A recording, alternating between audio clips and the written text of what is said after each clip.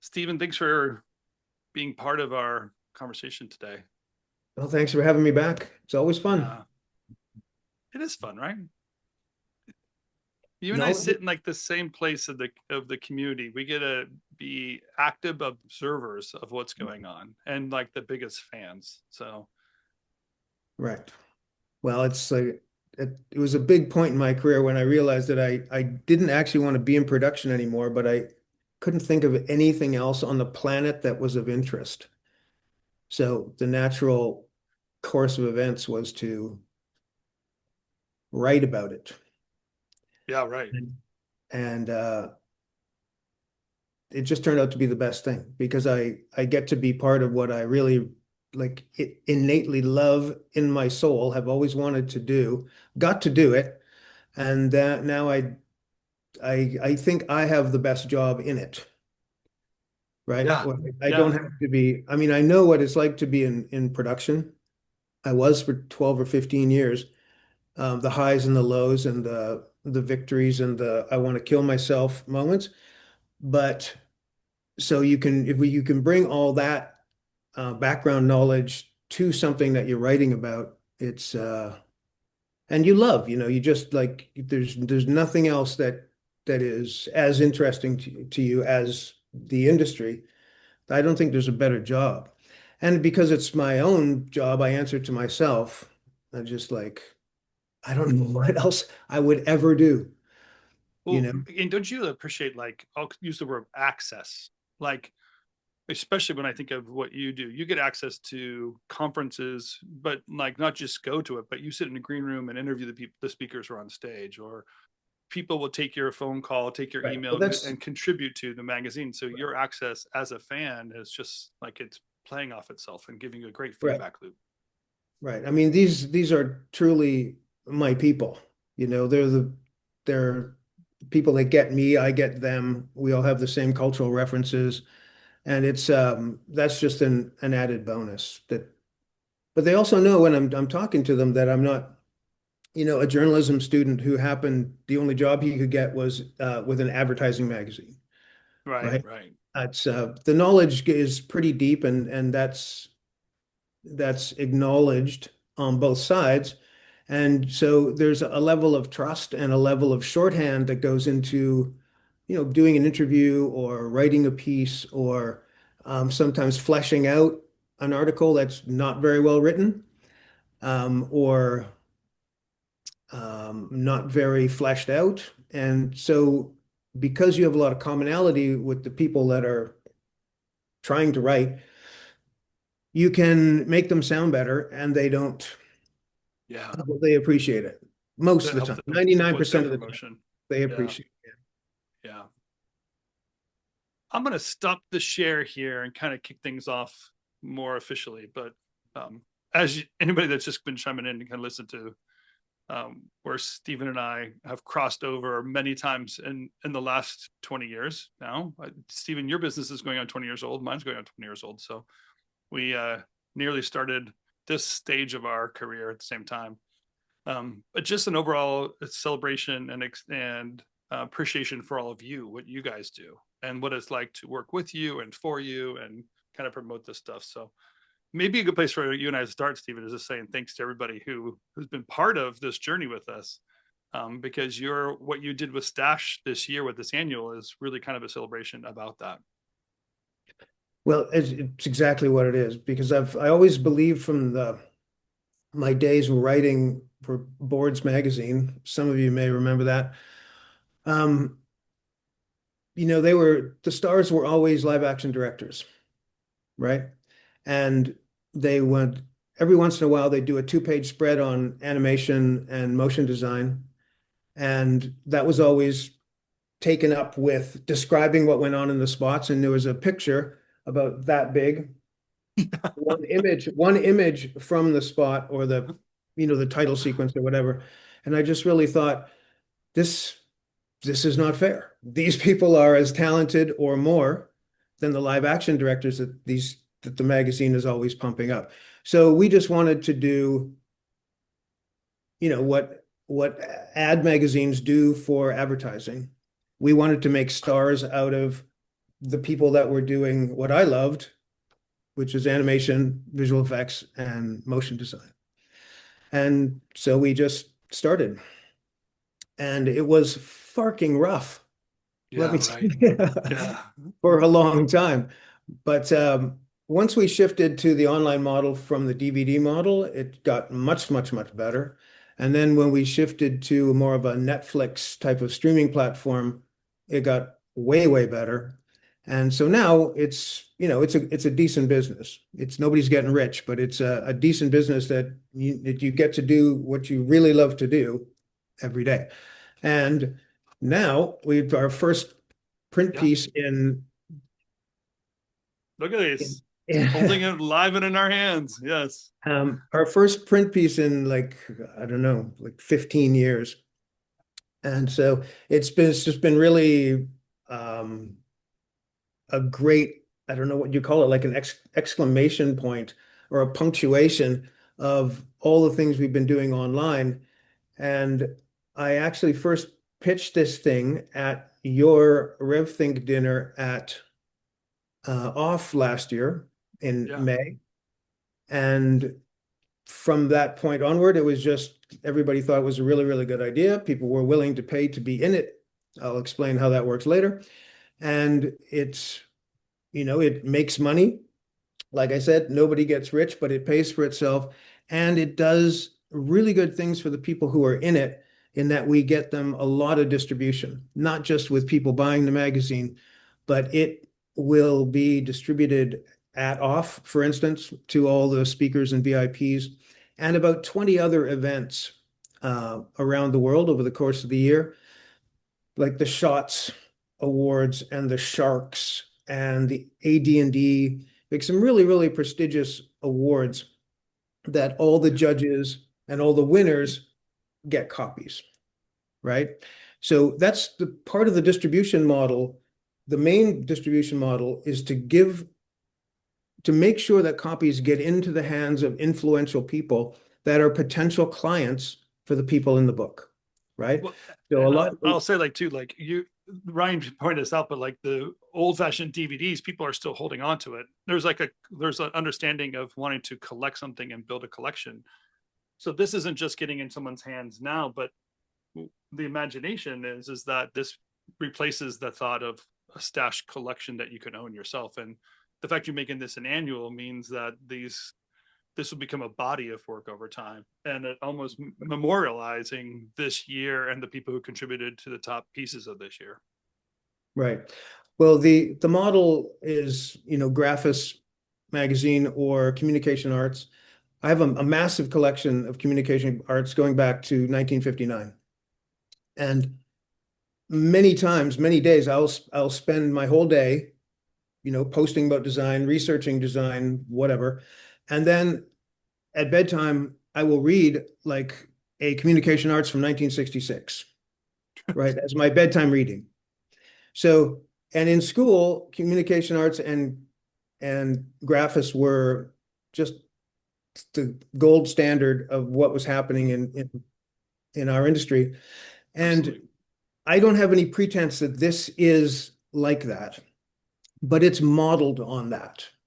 It's modeled to be um, just very visual. The art direction of it gets out of the way.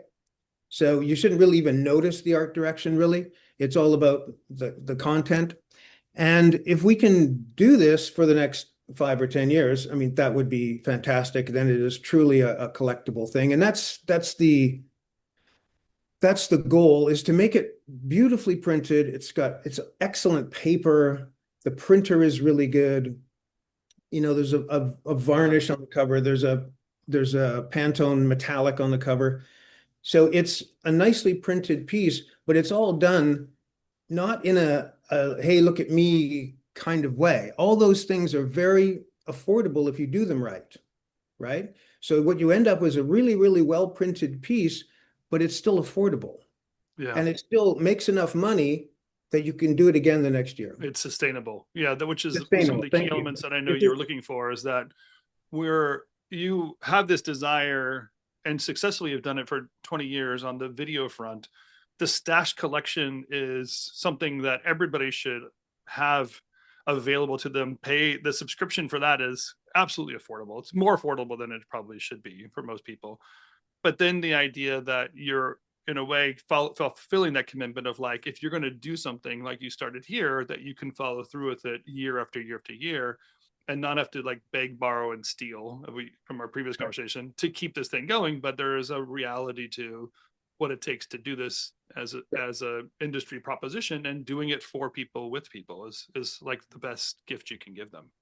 Right. And you can see when the orders come in, you can see people buying the book who used to subscribe to Stash, right? Because just because it's online and it's technically a better model where you can go and see 20 years of stuff and blah, blah, blah, it doesn't mean it's the right platform for everyone. Yeah. Right. Its print is just different and therefore complementary to the online product. So Do you want me let's to, talk about it a little bit, because I want you want people me to to, know, like, it's not sure. just the projects themselves. There's kind of a 4 major parts, I want to say, of this thing that you have structured, so it's not just the window of the projects itself, but you have these studio profiles and you have these Right. roundtables and so on. So why don't you kind of share with, yeah, this is great. Share this kind of the content overview. Okay. So I'll just take you through the PDF very, very quickly so you can get the structure. So the cover is pretty obvious. There's 50 featured projects, 49 on the back, 1 on the cover. This is from Korb. If you guys know Korb, the 3D studio out of Lithuania, Latvia. Damn it. One of those two. I could probably look it up for you. Hey, I won the geography award in grade 7 and I can't remember. Well, it's been a while since grade 7. Wherever Vilnius is the capital. Anyway, and there's all the studios that are in it, and that's the inside, blah, blah, blah. Oh, but importantly, we have some credits, which includes Lydia. Yay, Lydia. Lydia's part of the team. All right, so this is pretty straightforward table of contents. Oh, who's that? Now look at that handsome guy. Our very first sponsor. Never forget that. That's and awesome. Then there's 50 featured projects. Each project has a double page spread. And it's, I think a really important thing is how democratic this is. It's not based on how big the budget was or how big your studio is or how well known your studio is, or if you bought a page in the book, et cetera, et cetera. This is all published in reverse chronological order from issue 174 back to January. And as you can see here, this is a guy that I'm sure none of you have ever heard of, out of South Korea. It's just a fabulous, beautiful spec spot that he did for Herman Miller. And if you haven't seen it, anyway, I'm not going to walk you through everyone. Right. So there's all sorts of types of projects, although you could probably do a full book of just shiny 3D. There's a lot of other really important things going on in the world, in the 2D world, like these. This is an AI project. We don't do a lot of AI, but once in a while, some things really stand out. There's a stop motion, blah, blah, blah, and 3D. And there's big companies like Buck and, PSYOP, et cetera. And this is a good chance to also mention, like, you each to be in Stash, to be in this annual, you guys have a criteria. It's not just submissions. You guys have the 3 points of judging. So these 50 projects were chosen from projects published in Stash during 2025. And so it's really not easy to get into, and it's quite, I don't want to say exclusive because I don't want to mean it like that, but it's getting it down, narrowing it down to these 50 projects is really freaking tough. Let me just say. Okay, so then we coming up on the middle of the book, we did 2 round tables, and these that Lydia coordinated for us. and took the lead on. And these are condensed versions of those because they were quite long and rambling, and there was 3 of each. So heavy editing to get it down to this. The full video, the full edited videos will be online during December. And then in the center, there is 21 pages that are paid for. And they were first offered to people that were already in the book, because the projects that are in the book, those double page spreads are project based. So here, any studio that was in the book got the opportunity to talk more about the studio itself. And that was very successful. We had 21 people take us up on that. And the primary reason this book will get done again, because it made money. And trust me, if it didn't make money, I'm not doing it for my own ego, right? I mean, it's fun. I love doing it, but I'm not going to lose money to do it. And then so the first, we skipped over this. The first roundtable there was about developing talent in the remote versus in-house model. And that was a very spirited conversation, lots of good ideas. This one was a little more techy, and it's about how AI is affecting everyone. And that was led by Ed Ulbrich, who you may all know from the digital domain days. He's now at his second AI company, extremely knowledgeable guy from the production side and the AI side. And that was very, very insightful. And we saw a couple of positions change over the course of this, coming in and not liking, 2 people I can think of were not liking AI at all. And by the end of the conversation, they were on board, I would say. I want to hit the details about that. So these are just printed quotes from the conversation. The conversations themselves are available on Stash website, right? Do you have to be a member to see these conversations? No, the full videos will be available during December. But this is Lydia's going to take you deeper into these. She was intimately involved in the editing and the setting up the interviews, etc. All right. So then the back half of the book is we're getting earlier and earlier in the year. There's everything from like passion projects, short films, to big budget motion design projects, visual effects project before the mill went down. Very, very personal project about a guy doing, this is a short film he did with his daughter about her having ADHD. And it's just lovely, lovely. And then at the very back, we have the survey, which was very insightful. And I'm not going to read this whole thing to you here, but the most powerful questions that we asked were, if you could make one thing illegal and one thing mandatory in the design industry, what would they be? And those were, you never know how people are going to answer open-ended questions, but these were very, very passionate responses. And this is what came out of it, basically. But I'm going to show you the results of the survey. So we don't really need to go into this, but the bottom line is, the community isn't asking for perfection, just an industry where talent is respected, creativity is protected, and ethical standards guide projects. For motion designers and animators, the path forward is clear. Value the craft, value the creators, and value the process. Amen. So if you want to take down this URL right here, stashmedia.tv/survey. Yeah, because it's not over yet. The survey is still available. And if you get the magazine, obviously, you'll have access to that. But you're leaving that open to everybody. Right, but these are the results. You can go and see the results right now. And what we should do is just go there. Can you still see this? I can, yeah. Okay. So like most surveys, you should start out finding out who your audience is. And you can see here that I think you're not sharing the survey results. If you want to stop sharing and find the survey, you might have to share a different screen.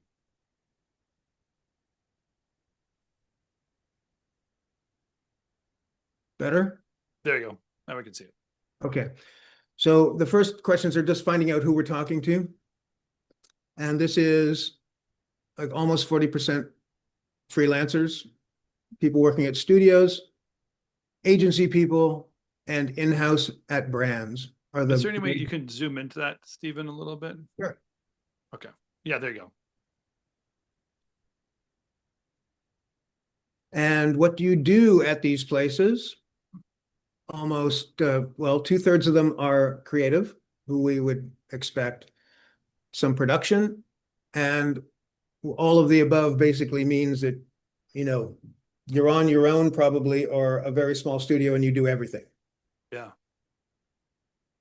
Which categories of work do you do most often? Well, as we would expect, it's motion design and animation are the two big parts of Stash.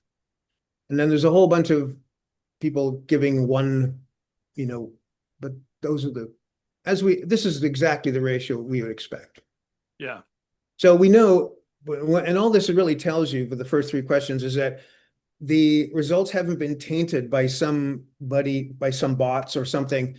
This is all what we would expect to see. Okay, so here's the first not great thing. How would you describe the overall state of the commercial motion design animation industry in 2025? Over 50% say it's struggling. 30% say it's stable. And only 6.7% say it's thriving. Yeah. So as a single data point, this is not totally instructive, but next year we need to watch, does this grow? Does this grow? Or does this grow? Because we don't know where on the curve this is, right? But it's important that we now have this data point. Yeah. And you and I talked about earlier, seeing if what our collaboration we can do within RevCommunity, within Stash community, and maybe even another publication, just see if we can't keep up on that as a common or continuous data point instead of just an annual. Right. We would like to try and do it weekly if possible. We haven't quite figured that out yet. Yeah. So which of these challenges has affected you most in 2025? And we gave them a bunch of options. And then at the bottom, they could fill out things, like open text. And so you can see what the major problems are. First is budgets and pricing and timelines. And so budgets and schedules, no huge surprise there. Finding talent, remote hybrid workflows, getting that to work. Keeping up with AI, almost 50%, which is either an opportunity or an issue, depending how you look at it. Creative burnout, not great at 40%. And 60% of people are talking about global economic conditions. Yeah.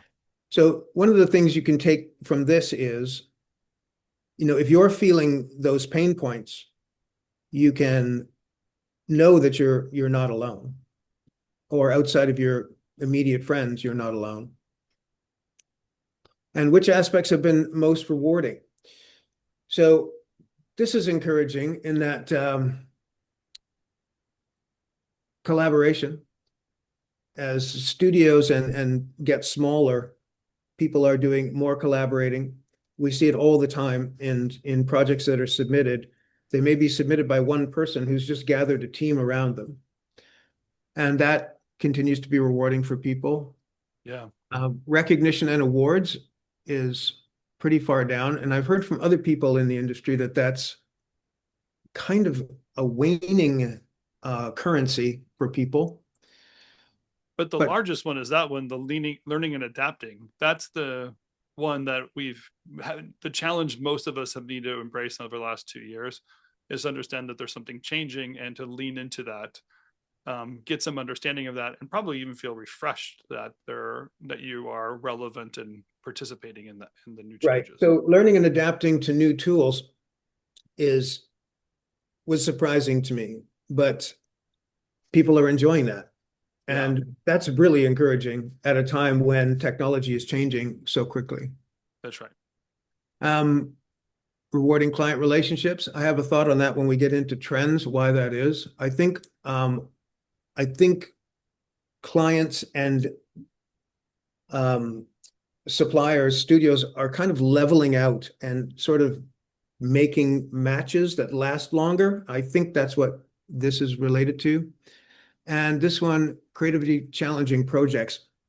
So that is encouraging that 50% of the people find that. And I think that may have something to do with the fact that clients have less time and less money, and therefore are giving people more creativity. A lot of the submissions we get start with the words, the brief was open, or the brief was very open. So that may be related. I don't Meaning, have when you say submissions, you mean submissions to the the stat. the stash. So, and what that sounds like is that it was creatively open, therefore they achieved a creative goal, and then you're recognizing it as an overall achievement, opposed It's to a like trade-off. a It's a trade-off. homogenization or whitewashing of something. We don't have a lot of time, we don't have a lot of money, but you can do basically as much as what you want, as long as our logo's at the end to simplify. Yeah, that's great. Okay, so specifically on AI, interestingly, 40% say it's both positive and negative. Sure. I found that to be similar with other surveys I've done too, recognizing that there's going to be some advancement, as well as some of the investments you made in time and other software is going away. Yeah. Right. Again, it's a single data point. Next year, we will ask the exact same questions and we'll have some motion. We'll know if this, interestingly here, where it says no significant impact. Yeah, we'll go. I would be down. really interested to know if that's the same next year. But you know what you can't control for is you can't control for the number of people that went under because they didn't pay attention to AI, right? I don't mean to be snarky. You can't control there, for the people that aren't giving you an answer because it's yeah, not relevant. because they're no longer in the business, right? Right. Compared to previous years, how has demand for motion design animation services shifted? Yeah, So decreased, mostly on decreased side. mostly on decreased, which fits with the not feeling good about things. Stayed the same, increased slightly, and flatlined, which is well, not increased good. significantly is the lowest. That's probably the next big data point. Yeah. And which types of projects have driven the most growth? So when things are good, where is it from? And this is advertising and branded content. Title design, which is one of my favorites, but turns out to not be a huge factor. Has never really been, to be honest. It's seen by many, but not that lucrative or right. distributed as broadly. Yeah. Social and digital platforms is probably no surprise. There's just from when we started, television was the big driver. And of course, it just is becoming less and less. It's still the prestige jobs to get, but they're few and far between. No, social's taking over that. Yeah. Experiential and live events, we do see some interesting things there. Well, to me, Stephen, is the explainer videos, which is a little bit further down, is a non-factor. And for many people, they started their career or have leaned back on explainer videos. To see that really kind of die off, it matches a lot of the trends I've been seeing in the industry of people having to pivot and try new things because the explainers are just not as relevant or needed as they used to be. Right. Yeah. And this was kind of interesting. When you're trying to hire people or trying to find a collaborator, you know, what's the hardest to find, which translates, of course, into what are the opportunities for creative people to fill those holes, right? So what's the opportunity here? And 3D design and animation, generally because it tends to be more technical, is always a hurdle. You know, keeping up with the latest of what's going on in Houdini is not the easiest thing on the planet. Yeah. And so this is very, I think, very insightful. Yeah. And if you're counting on just being an editor, I would learn some other stuff. Editing's been incorporated into the software, other softwares already, so you don't need to deal with that specifically. And this was the parts with the mandatory, and this was completely open. So there's, you know, hundreds and hundreds of of responses that we went through and collated and Yeah. um, came up with. I mean, it was the toughest one because it wasn't, point and click. It wasn't multiple choice, but it was the most informative. Well, let's come back to even just like what the annual has meant. And specifically, I appreciate you sharing this, is that it's not just a beauty piece. It's not just a who's who or popularity contest at all. You really are building us that, Well, we're that trying to, yeah, I know what you're capture getting of at. the year. Yeah. We're trying to do a snapshot of the year. And Yeah. that's not just of the work. It's about the tone and about what people are feeling as well, Yeah. right? So on that note, Lydia, do you want to jump in and talk about I was going to say, once you, I'll stop your screen sharing and kind of bring in Lydia here. Because Lydia, you had like a kind of a fun little piece here because you got to listen into and grab these thinkers. Um, what's your kind of big takeaway if we're looking at this thing as a time capsule? Yeah, so my focus was on the roundtable discussions, and the roundtable discussions were around two of the major transformations that have been seen in the creative industry recently, and that is one, the shift to a distributed collaboration system in which we no longer work with the people that are just in our offices, but the whole world is open to be part of our talent roster. And that discussion was moderated by Jennifer Sophia Hall, who is co-founder at Industry Standard. And the second big transformation, of course, is the AI transformation, which a discussion that was moderated by Ed Ulbrich, as Stephen mentioned, who's a head of strategic growth and partnerships at Moon Valley. So, for the culture of collaboration discussions, the insights there is that the shift obviously allows for global expansion and a flexibility that very much supports mental health for staff and also maximizes the output in a curious way because artists, especially when artists are allowed to work within their personal creative peaks, so that can be late night or morning, that was shown as a benefit of of like working remotely and collaborating worldwide. But of course, there were some challenges mentioned as well. One of the challenges being that loss of proximity and spontaneity. I think someone called it the intangible sparks that arise from, just creative discussions, spontaneous interactions that are missing when working remotely and everything is scheduled into boxes, layers into your calendar. Also, another challenge is that there's more management needed. So project leads need to be way more conscious, way more strategic about their check-ins and meetups. Often, as a producer myself, I totally know that there's way more wrangling ever since things got remote.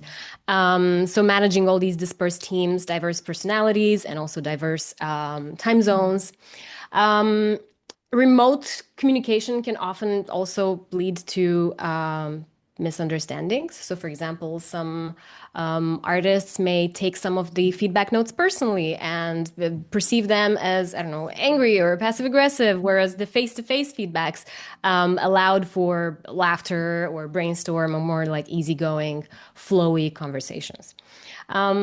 Also, in this discussion, there was a lot of focus on mentorship and how do you mentor people while they're not there with you.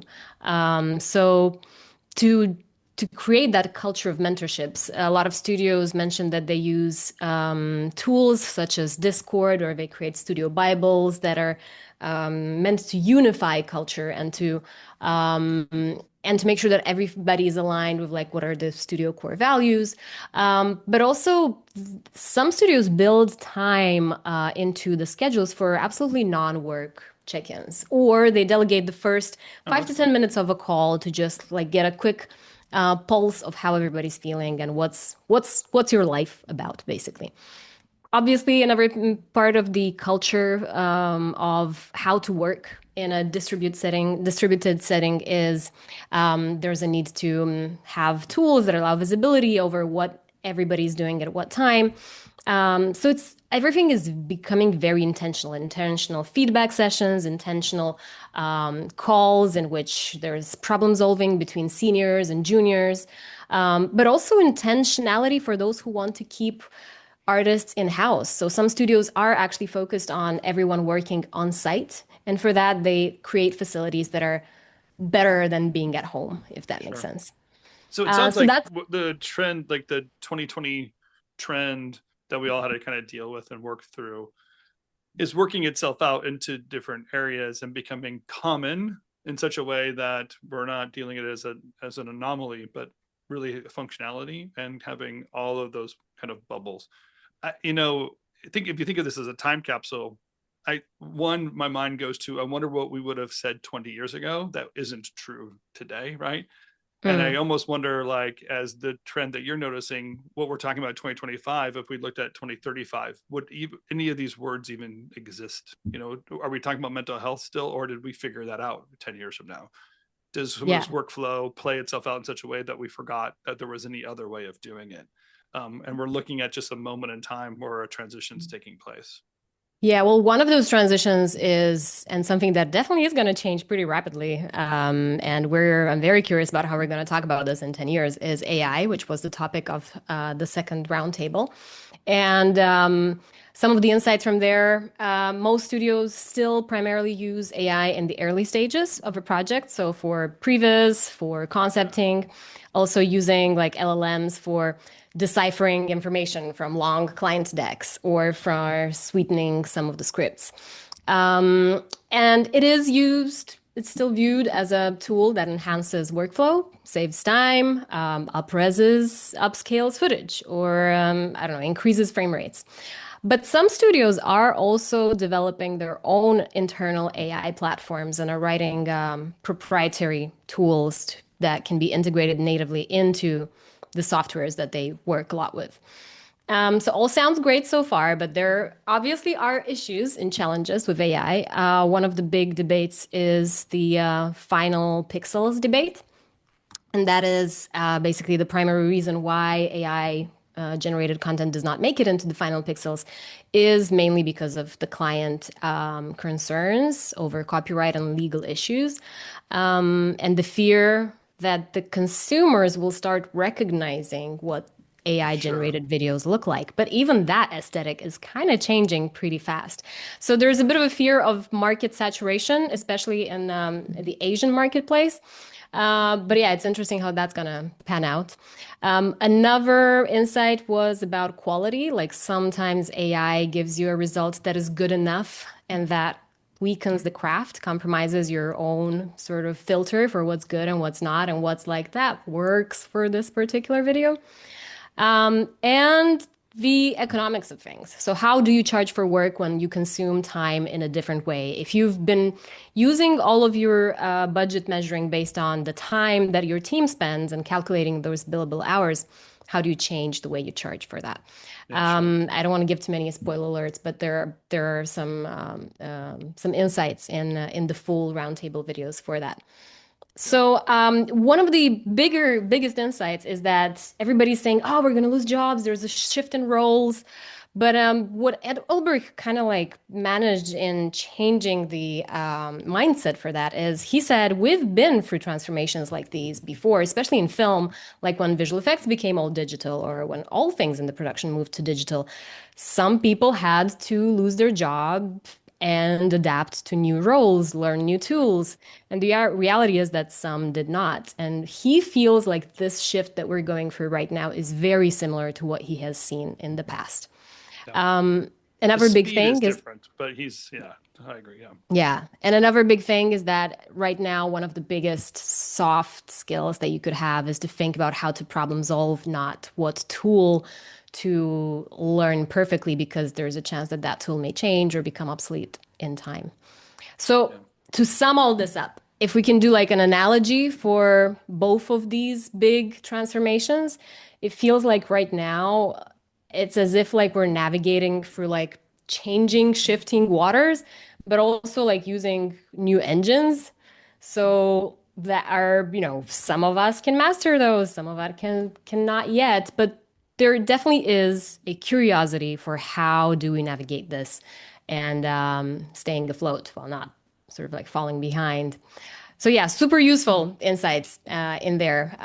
For the annual magazine, we had to narrow it down in just like some of the main highlights. But once the videos are out, I really encourage you Yeah, to sure. watch those. It was very difficult to trim things down.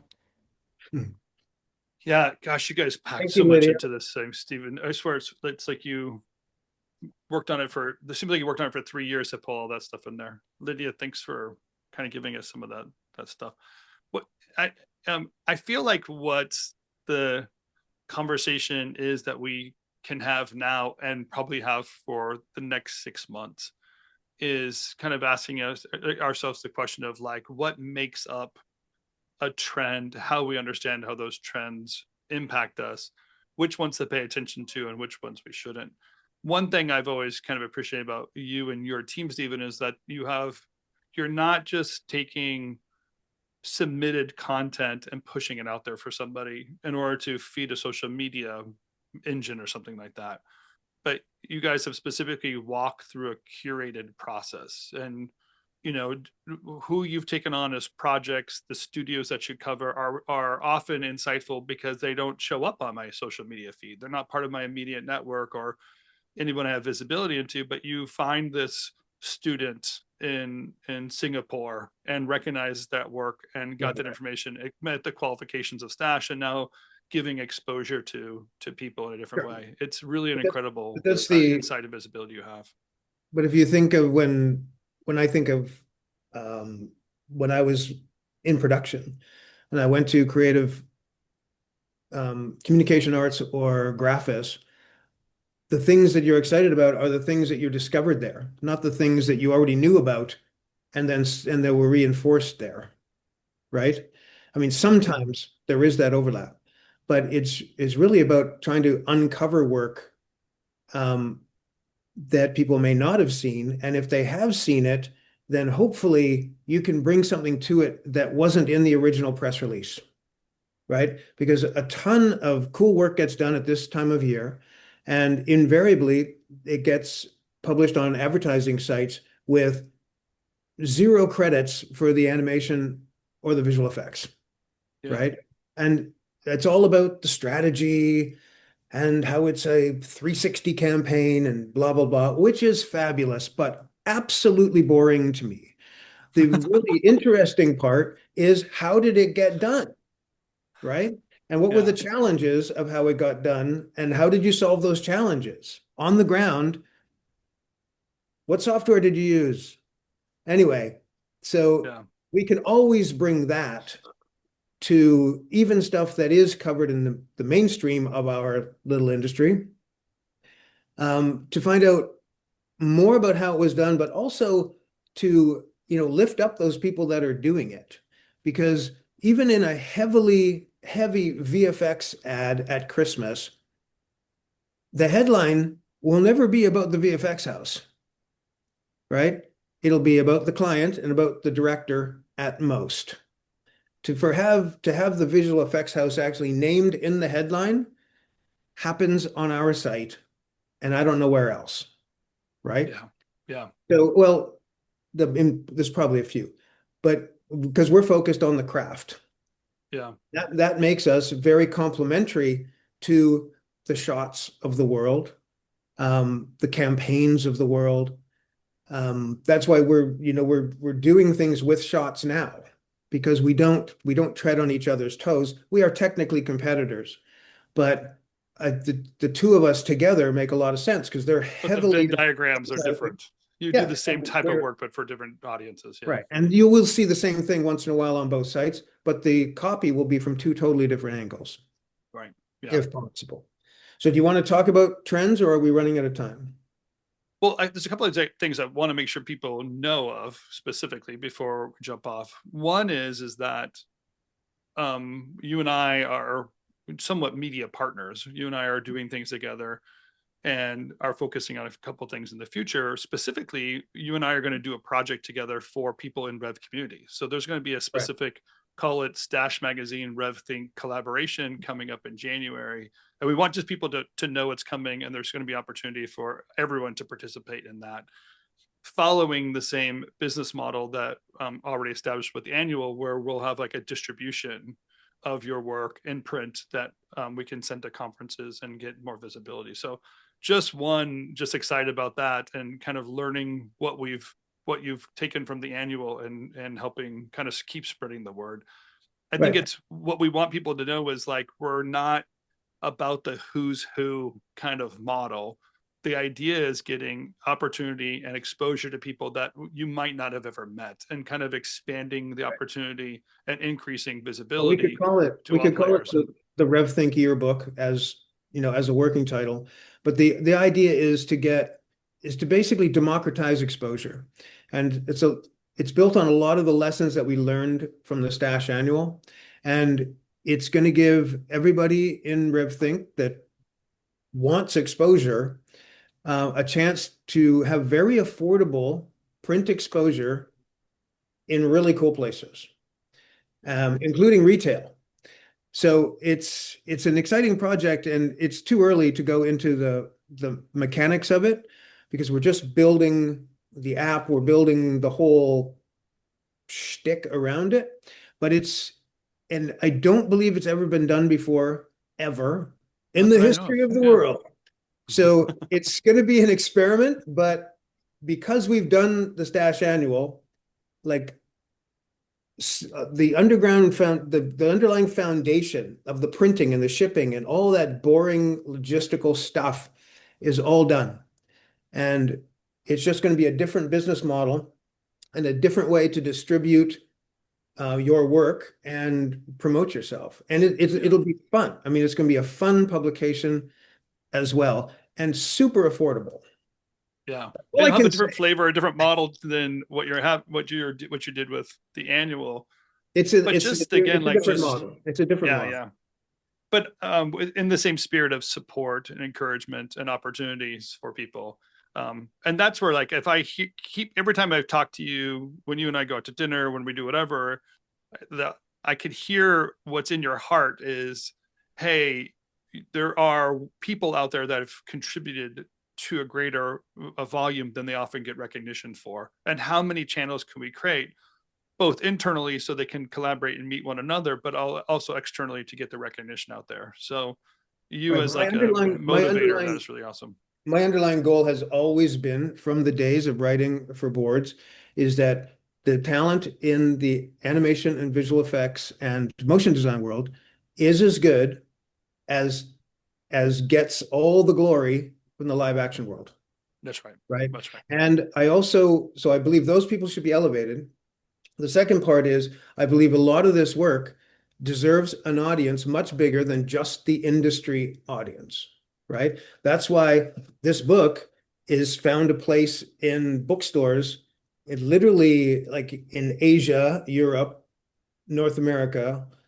It's really hard to get into Africa, they tell me. So it's available. I mean, our distributors, Raw and Ollie, have got us placements all over the planet, right? And it was basically easy because it's a good looking book.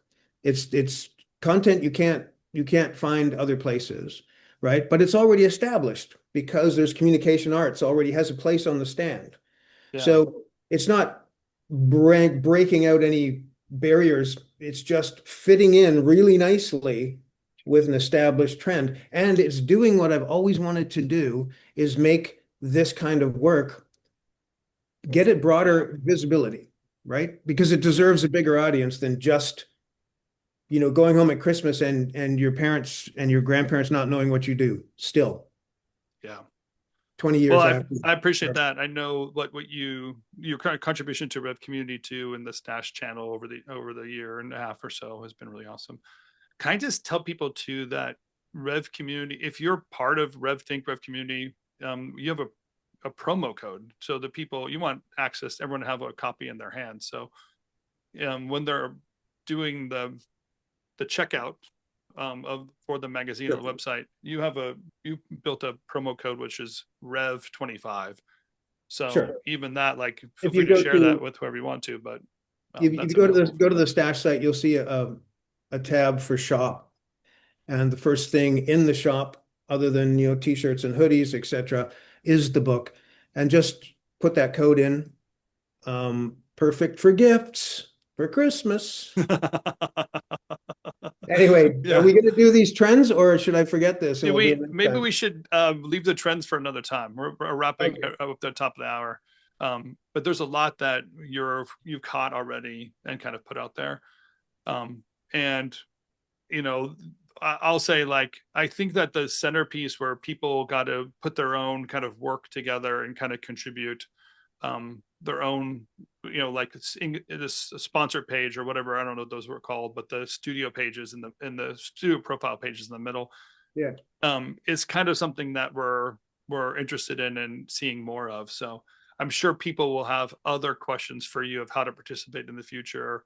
What will it Sure. take? How often you're going to do this, whatever. And they can just email you, reach out to you, and get access to you. Correct. And Can we we should put say, if that- you're can not we put that already a contact? subscriber to Stash, please become a subscriber to Stash. It doesn't just give you opportunity for that exposure, but it helps keep the Stash sustainable for the work that Well, it's doing. we shouldn't say it like that though. You don't have to be a subscriber to Stash to get coverage on Stash. Totally not connected. No, I'm just saying to I mean, take advantage of the opportunities there, the Stash archive and what have you, and then also just keep Stash around. Like, we like the fact Sure. that you're doing this. We want to keep it going. If you'd like to subscribe, we'd love to have you. Yeah, Yeah. right. That's easy.